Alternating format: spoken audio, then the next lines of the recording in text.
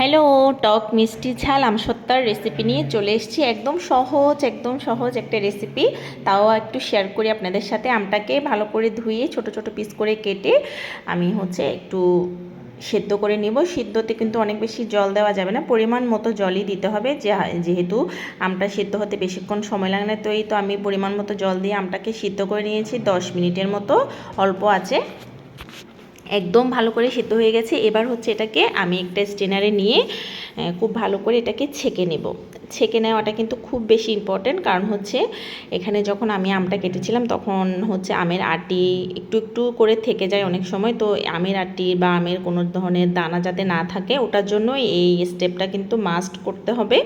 তো এভাবে করে আমি একটা চামচ দিয়ে খুব ভালো করে আপনারা চাইলে স্টিলের স্ট্রেনার আছে, ওগুলাতে করেও ছেঁকে নিতে পারেন।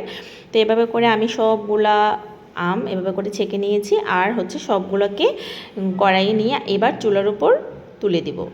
চুলাটা আমি এখন ধরাবো না, প্রথমে আমি একে একে মশলাগুলো দিচ্ছি। প্রথমে দিব আমি এখানে লবণ আর বিট লবণ। তো পরিমাণ মতো লবণ আর বিট লবণটা আপনারা দিবেন, আমের টক বুঝে তারপর দিতে হবে। লবণ দিয়েছি, বিট লবণ। এরপর আমি এখানে গুড় দেব। গুড়ের বদলে চিনিও ইউজ করা যাবে, চিনি গুড় একই। টক বুঝে একটু প্রয়োজনে একটু চেখে দেখবেন। এরপর আপনারা মিষ্টিটা আবারও অ্যাড করবেন। তো আমি একবার করে করে দুবারের মতো আমি এখানে গুড় দিয়েছি। গুড়টা দেওয়ার পর একটু নেড়ে চেড়ে নিচ্ছি। একদম এভাবে করেই কিন্তু শুধু গুড়, লবণ আর বিট লবণ দিয়ে কিন্তু এটা বানানো যাবে। চিলি ফ্লেক্সটা জাস্ট একটু ফ্লেভারের জন্য, আর বাচ্চাদের জন্য যদি করে থাকেন তাহলে অবশ্যই চিলি ফ্লেক্সটা না দিলেও হবে। এভাবে করে কিন্তু শুকোতে দিয়ে দেওয়া যাবে। তা আমি যেহেতু চিলি ফ্লেক্স দিয়ে বানিয়েছি, তো আমি এখানে চিলি ফ্লেক্সটা একটু অল্প আছে লঙ্কাটাকে হালকা করে ভেজে নিয়েছি, আর এভাবে হাত দিয়ে গুঁড়ো করে নিচ্ছি। এরপর মোটামুটি যখন আমটার সাথে গুড় সব কিছু মিক্স হয়ে যাবে মোটামুটি, তখন আমি এখানে চিলি ফ্লেক্সটা দিয়ে দেবো। চিলি ফ্লেক্সটা দেওয়ার পর দারুণ একটা কালার আসে, আর দেখতেও ভীষণ ভালো লাগে।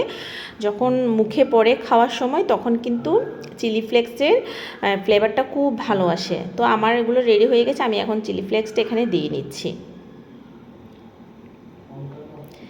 দিয়ে একটু নেড়ে চেড়ে নামিয়ে নেওয়া যাবে।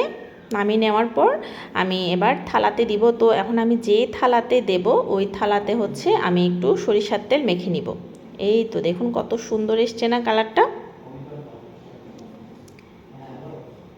স্টিলের থালাতে করে আমি এগুলো দিচ্ছি। এখানটায় আমি অল্প অল্প করে প্রত্যেকটা থালার মধ্যে সরিষার তেল মেখে নিচ্ছি।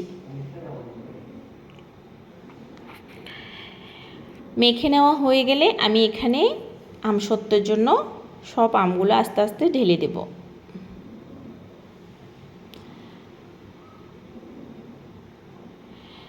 মোটা পাতলা যেভাবে রাখতে চান ওভাবে করে পরিমাণ বুঝে আপনারা দিবেন। আমি একটু পাতলা পাতলাই করেছি, তাই আমি এরকম পরিমাণটাই দিয়েছি। এবার থালাটা ধরে একটু নাড়াচাড়া করলেই দেখবেন সব দিক দিয়ে খুব সমান করে এগুলা বসে যাবে। খুব কড়া রোদ থাকলে ভালো। আমি প্রথম দিন দিয়েছিলাম একটু কম রোদ ছিল, এর পরের দিন কিন্তু ভীষণ রোদ ছিল। তো সব কিছু মিলিয়ে আমার এটা শুকোতে পুরো দুদিন লেগে গেছে। কড়া রোদ আর যদি একটু পাতলা করে হয় তাহলে কিন্তু এক রোদেই শুকিয়ে যায়। তো আমি এভাবে করে একটু পাতলা পাতলা করে দিয়েছি, আর ছাদের নিয়ে এসেছি শুকোনোর জন্য। একদম কড়া রোদে আমি এটাকে দুদিন শুকিয়ে নেব।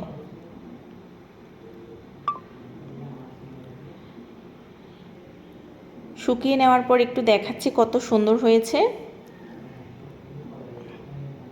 খুব সুন্দর করে থালা থেকে কিন্তু উঠে আসছে।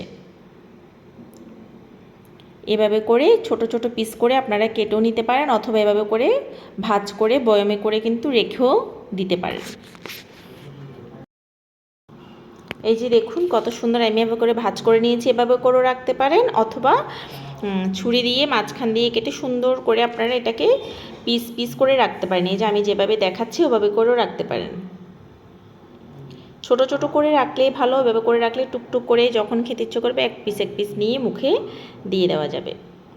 আমাদের ঘরের তো সবার পছন্দ এভাবে করে বানালে। আর আপনাদের যদি পছন্দ হয়ে থাকে এভাবে করে বানাবেন, আর আমাকে অবশ্যই কমেন্ট করে জানাবেন যে কেমন হয়েছে। এই যে এতগুলো বানিয়ে রাখছেন, এগুলো কিন্তু আমার ঘরে বেশি দিন থাকবে না।